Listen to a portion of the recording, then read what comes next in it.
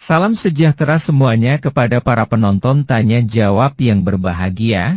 Semoga video ini bisa memberikan pengetahuan dan edukasi kepada para penonton, dan jangan lupa untuk like dan subscribe channel ini ya. Calon sarjana buka kamera. Kejap sebentar ya. Iya. Oh, dia typing dari tadi. Nanti saya jawab. Waduh, luar biasa Bukan, nih. Ini pinter nih. Bukan, nih. Jangan lu takut. Saya cuma baca typing kamu. Saya jawab. Enggak ada. Jangan langsung. Ya. Jangan langsung takut begitu. Aduh. Enggak ada saya bilang gitu. Iya. Itu cuman tadi meluruskan kawan itu, memang dalam Al-Qur'an tidak disebutkan nama Yudas, itu versi ulama di tafsir. Cuma memang di Al-Qur'an memang ada dikatakan diserupakan dengan Nabi Isa, tapi itu bukan masalah Yudas, itu beda-beda ulama gitulah, seperti itu. Tidak disebutkan. Terus, Bang. Imannya berkata siapa yang calon? Bang calon, izin Bang. Ya, yang Bang. mana orang abang yang benar, Bang? Tadi si Sofyan tadi bilang Bang, bahwa kami tidak berhak menafsirkannya, menjelaskannya. Harus ulama-ulama kami. Ya kan, Bang? Nah, abang naik ini, Bang. Abang naik dan abang bilang mau meluruskan. Emang abang ulama kah? Supaya nanti jelas, Bang. Nanti jangan salah-salah juga nanti kita kan. Karena kan Sofyan tadi bilang, apa benar demikian? Harus ulama yang menjelaskannya? Maksud saya itu mau meluruskan omongan abang yang tadi itu, yang turun itu. Oh gitu, bukan menjelaskan yang lain ya Bang ya? Oke, bukan. Bang. Kalau memang gini Bang, memang sekali lagi dalam Al-Quran itu memang jarang menyebutkan nama. Jarang sekali menyebutkan suatu kejadian, memang jarang menyebutkan nama. Contoh, penyembelihan antara anak Nabi Ibrahim, apakah itu Ismail atau Ishak, itu tidak disebutkan namanya kan? Dari ayat berapa sampai berapa itu tidak disebutkan namanya. Versi ulama ada yang mengatakan Ishak, ada yang mengatakan Ismail. Kembali lagi memang Al-Quran jarang menyebutkan nama. Tapi nama Maryam dispesialkan di dalam Al-Quran. Bahkan satu surah ada surah Maria. Seperti itu. Ini saya mau tanya nih Bang. Oke Bang. Oke Bang Calon. Ya, Bang. Keren Bang. Ya, Bang. Saya senang. Jadi abang bilang nama Maryam, ibunya Nabi Isa ya Bang ya? Oke. Kalau boleh Bang saya tanya Bang. Ya, Maryam itu ibunya Nabi Isa itu Bang, itu orang mana Bang? Ibunda Nabi Isa. Orangnya orang Ibrani ya Bang ya, orang Yahudi ya Bang. Betul. Beliau itu orang masih keturunan itu Yahuda. Orang Israel ya Bang ya? Iya, orang dari keturunan Yehuda. Oke Bang. Jadi Bang yang mau saya tanyakan, di dalam kisah Al-Qur'an Abang kan dikatakan bahwa Maryam itu adalah saudarinya Harun. Ya kan Bang? Dan ayah mereka adalah Imron.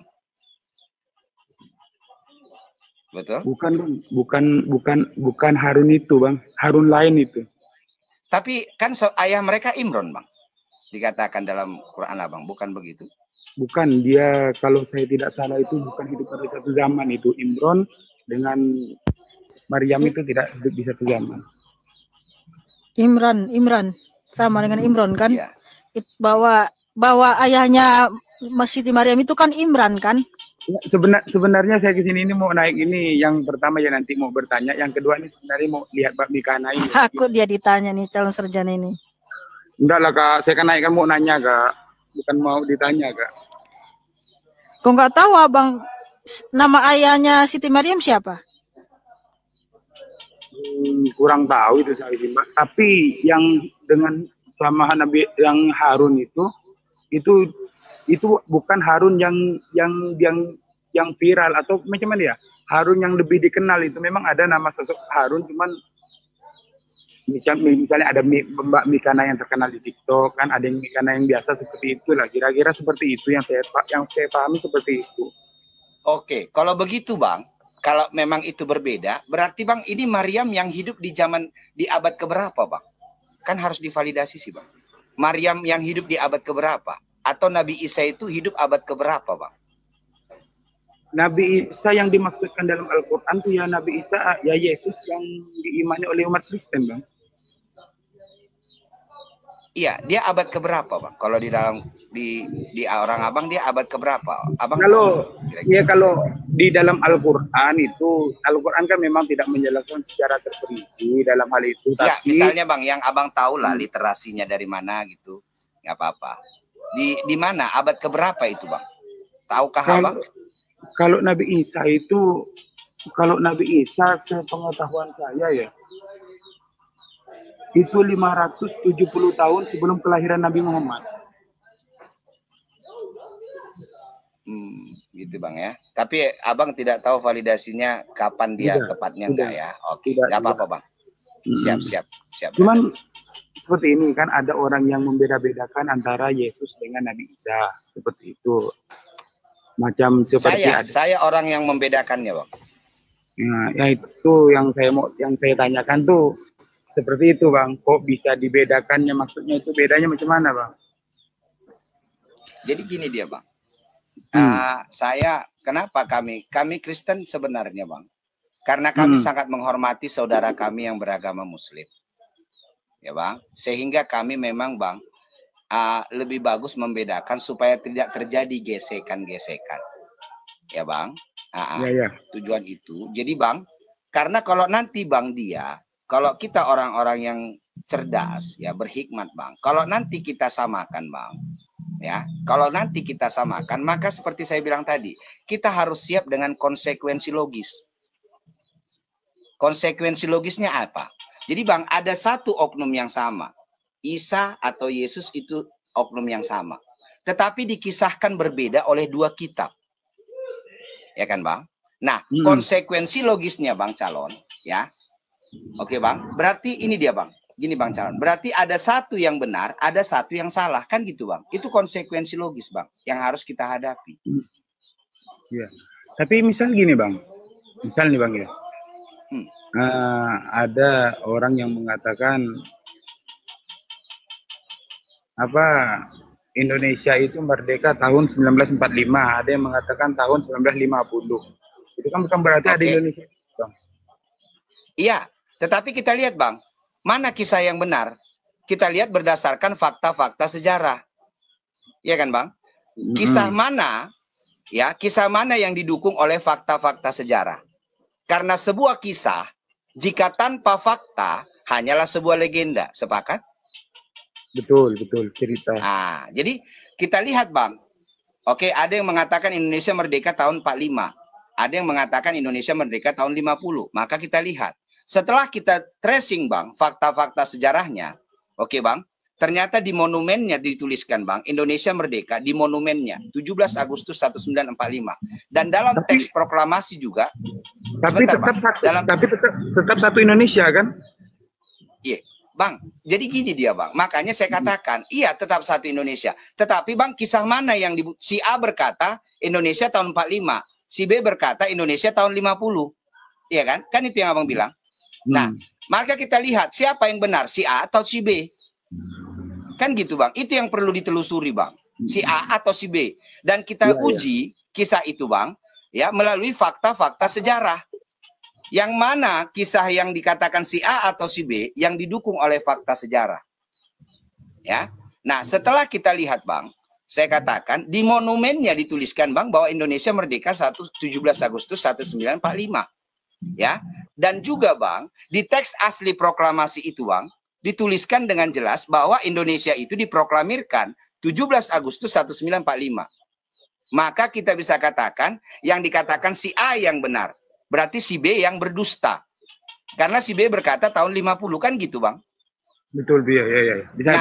Itu yang jadi itu dia, Bang, yang kami hindari karena kami menghormati orang Abang. Jadi gini, Bang, di dalam kisah Quran Abang, ya, kitab Abang dikatakan bahwa Nabi Isa, ya, Bang, lahir di bawah pohon kurma.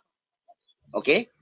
Ya, di dalam Alkitab kami dikatakan, Bang, Tuhan Yesus itu lahir di Bethlehem Efrata. Nah, mari kita tracing. Ya, Bang, kita tracing, Bang, fakta-fakta sejarah sampai pada hari ini, Bang. Tempat kelahiran, sebentar, Bang Calon, sebentar, brother. Tempat kelahiran Tuhan Yesus kami itu, Bang, ya, masih ada di Bethlehem sana dan masih dilestarikan dan bahkan didirikan sebuah gereja di sana saat ini. Sekarang saya mau tanya kepada Abang yang berkata kitab Abang di bawah pohon kurma. Di mana letaknya pohon kurma itu, Bang? Di Indonesia kah? Di Mesir kah? Atau di Arab kah? Dari awal kan saya mengatakan Al-Quran itu jarang mengatakan nama, apalagi nama tempat.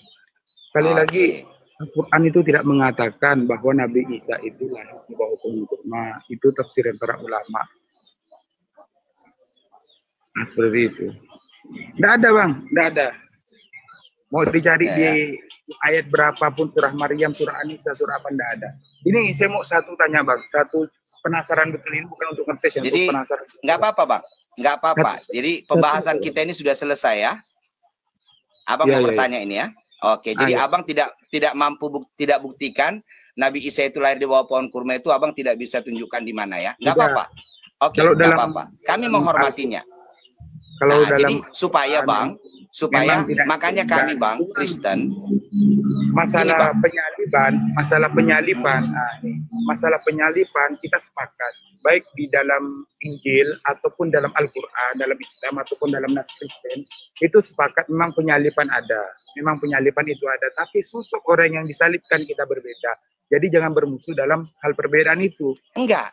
Jadi gini dia bang, makanya saya katakan bang, makanya kami Kristen, ya kan bang, karena kami sangat menghormati saudara kami yang beragama Islam, supaya tidak terjadi benturan dan gesekan, makanya kami bang, ya, kami membedakannya.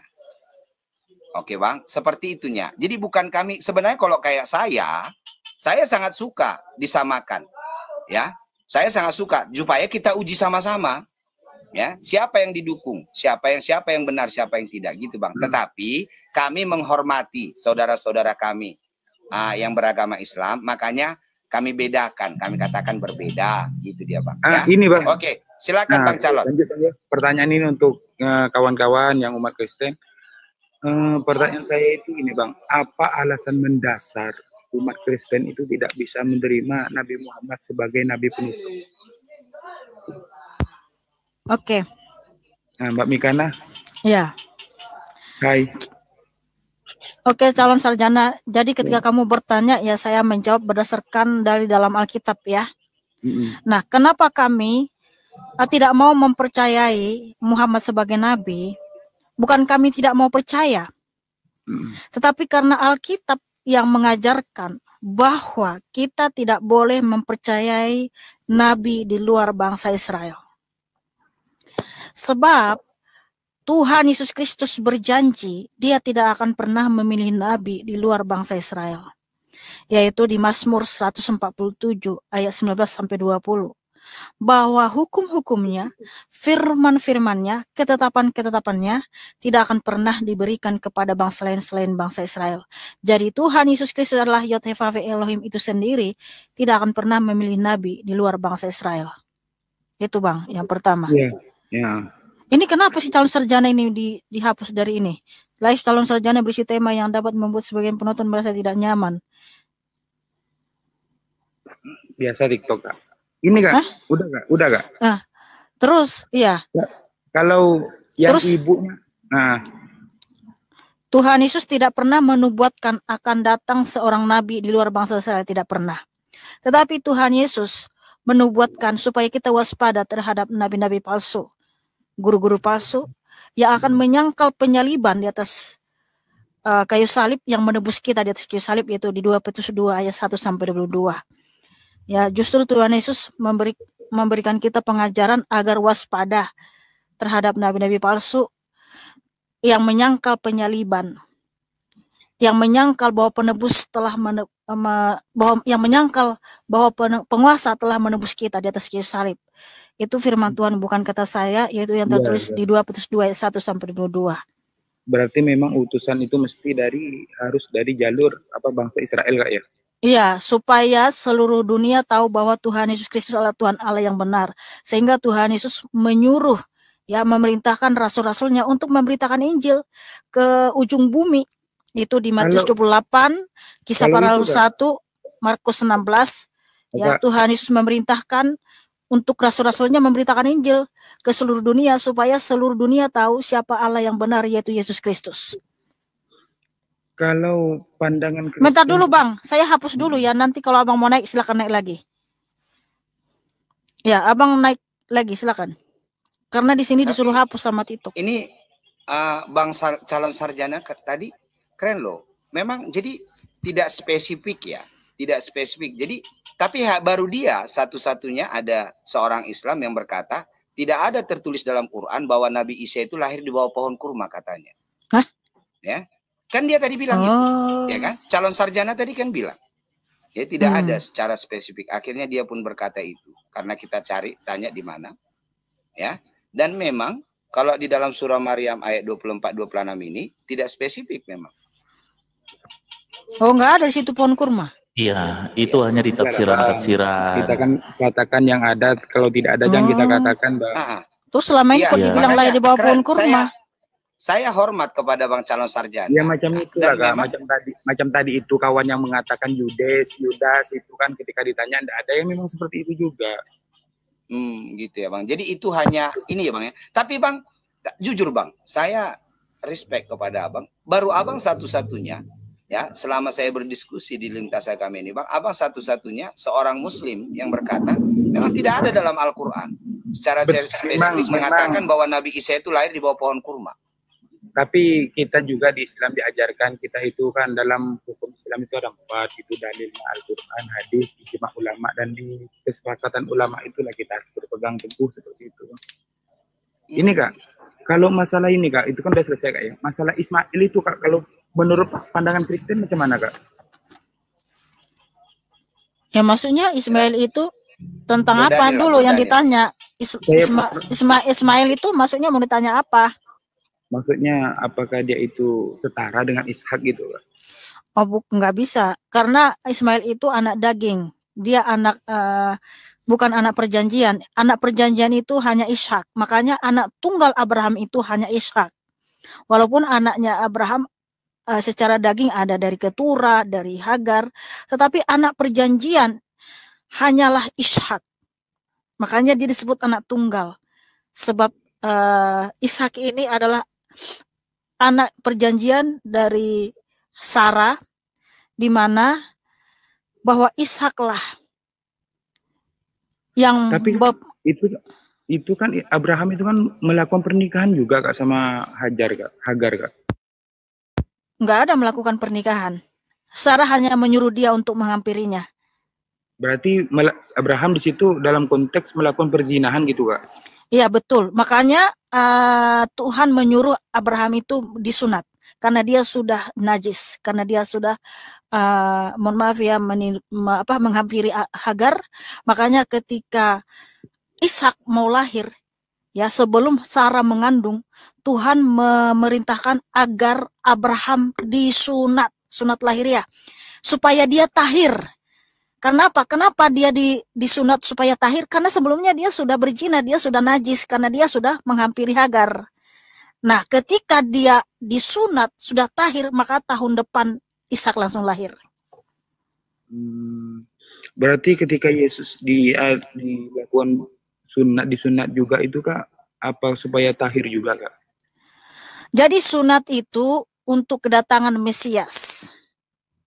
Nah, sunat Tuhan Yesus Kristus telah menggenapi sunat itu sehingga kita tidak perlu lagi sunat lahiriah karena sudah digenapi oleh Kristus. Jadi, seperti itu. Iya. Sunat itu untuk kedatangan Mesias. Jadi bangsa Israel itu harus tahir. Nah, ketika Mesias sudah datang ke dunia, makanya nggak perlu lagi kita sunat lahiriah, kan Mesias sudah datang. Karena sunat itu tujuannya untuk kedatangan Mesias. Tapi kan saya itu kan pernah dengar Kak, bahwa Yesus itu kan diutus hanya untuk Bani Israel Kak. Iya, Tuhan Yesus itu datang ke Bani Israel karena hukum Taurat hanya diberikan kepada bangsa Israel. Makanya Tuhan menyatakan seperti itu. Umat Kristen yang Indonesia itu berarti termasuk bangsa Israel Kak. Kita sekarang warga Israel secara rohani, bukan secara lahiriah. Efesus 2 tertulis di situ, dulu kita nggak termasuk kewargaan Israel. Tetapi sekarang kita termasuk kewargaan Israel secara rohani, bukan secara biologis ya. Nah, kenapa kita disebut Israel secara rohani? Karena kita juga bangsa pilihan, imamat yang rajani. Sebab orang Israel itu kan bangsa pilihan. Nah, setelah Tuhan Yesus mempersatukan kita dengan darahnya yang suci di atas kayu salib, maka kita sekarang termasuk kewargaan Israel secara rohani ya, tetapi bukan secara biologis. secara roh, yang artinya bahwa kita juga mendapat janji yang sama, kita juga selamat, gitu. Oh, seperti itu ya. Iya, Berarti karena keselamatan itu untuk semua bangsa dan keselamatan datang dari bangsa Yahudi. Yohanes 4 ayat 22, keselamatan datang dari bangsa Yahudi. Makanya Mesias datang ke bangsa Yahudi, diutus ke bangsa Yahudi, bukan ke bangsa lain. Nah, supaya seluruh dunia tahu bahwa keselamatan itu berasal dari bangsa Yahudi, sehingga kita harus percaya kepada Tuhan Yesus, karena kita juga mendapat janji yang sama, keselamatan untuk semua bangsa. Juga mendapat janji yang sama. berarti tidak salah Kak, misal orang Muslim manggil orang Kristen, kan saya kan tetangga saya kan Kristen, pasti satu kosan saya pun orang Kristen. Manggilnya orang Israel boleh Kak ya? Apa? Manggil orang Israel? Maksudnya? Iya. Maksudnya dengan sebutan gini, nama, Bang. Israel macam itu, seperti itu. Boleh nggak? Bang, Hah? yang saya dari pertanyaan Iya. Abang tadi, ini asik ya. Jadi Bang, Tuhan ya, Tuhan yang disembah ya Bang, yang disembah oleh Abraham ya Bang, Ishak dan Yakub sesuai dalam kitab Taurat itu Bang ya, sesuai dalam Keluaran 3 ayat 15 ya Bang, itu nama Tuhan yang disembah adalah Yod-Heh-Vaveh. Ya kan Bang? Yod-Heh-Vaveh. Itulah namanya yang kudus. Eksistensinya adalah roh. Ya. Nah, sementara Bang, Tuhan yang orang Abang sembah, ya kan Bang? Namanya adalah Allah SWT. Betul Bang? Ya. Dan eksistensinya adalah zat. Keberadaannya zat. Kalau nanti saya salah boleh dibenarkan ya Bang. Oke. Nah, jadi Bang, dari nama berbeda, ya kan Bang? Dari nama pun berbeda, dari keberadaan juga berbeda, dan jika runut ke bawah Bang, ya, pengajarannya juga berbeda Bang.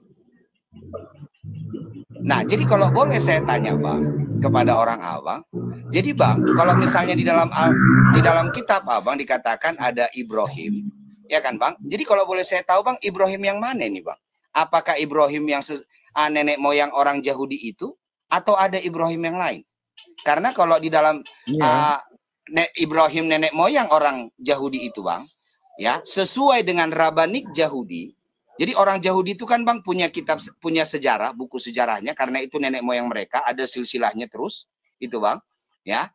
Dalam buku Rabanik Yahudi Bang, nama ayah daripada Abraham adalah Terah. Dan punya saudara Abraham punya saudara laki-laki adalah namanya Nahor. Nah, kalau tidak salah di dalam kitab Abang, ayahnya Ibrahim ini kan siapa Bang menurut Abang? Di dalam Al-Quran Abang siapa nama ayah Ibrahim? Ayah Ibrahim itu ya sekali lagi kan tidak disebutkan nama kan, tadi kan kembali lagi kan. Ada Tapi Bang. memang ada. Dia itu kalau dilukiskan dalam Al-Quran itu memang dia itu pembuat patung berhala Bang. Enggak, dia ada. Ada namanya Bang. Semua Abang bilang nggak ada. Semua Abang bilang nggak ada dari tadi. Ada gak Bang? Coba nama ayahnya siapa Bang? Azar. Jadi Bang, makanya saya bertanya ini kepada Abang. Jadi Ibrahim yang mana ini Bang? Apakah Ibrahim nenek moyang orang Yahudi itu kah? Atau siapa gitu kan Bang? Karena kalau misalnya seperti saya bilang Bang, yang saya paham juga berbeda. Ibrahim itu apa namanya? Memang kakek dari Ishak. Ayah Bang, bukan kakek Bang, ayah. Kakek, kakek dari Yakub maksudnya. Kakek dari Yakub. Oke Bang, Bang Calon. Jadi nanti coba Abang tracing ya Bang. Jadi saya kan Bang, saya Bang Calon. Pada saat saya menjadi seorang Kristen Bang, saya memang menguji Bang. Saya men-tracing kitab-kitab saya, kisah-kisah sejarah dalam kitab saya itu Bang, saya uji Bang. Apa yang mana kisah-kisah itu Bang? Ya, jadi misalnya seperti Abraham di dalam Alkitab kami. Oh, ini dikatakan dia orang Yahudi, nenek moyang orang Yahudi. Ya, maka saya cari Bang, data-data yang mendukung kisah itu Bang. Ada nggak? Nah, jadi memang benar Bang. Jadi di dalam Alkitab kami dengan jelas bahwa ayahnya Abraham adalah Terah. Ya, punya saudara laki-laki namanya Nahor. Nah, saya compare Bang. Oh iya ternyata benar dengan Alkitab kami ternyata sama. Ya. Jadi misalnya kayak gini dia Bang. Bang, saya juga ini Bang. Pernah ini coba saya tanya kepada Bang Calon ya. Iya. Kepada Bang Calon. Ini menurut keimanan Abang yang Abang tahu, mana lebih dahulu ada Bang atau lahir? Daud kah atau Musa kah? Musa menurut atau Daud? Keimanan Abang. Iya.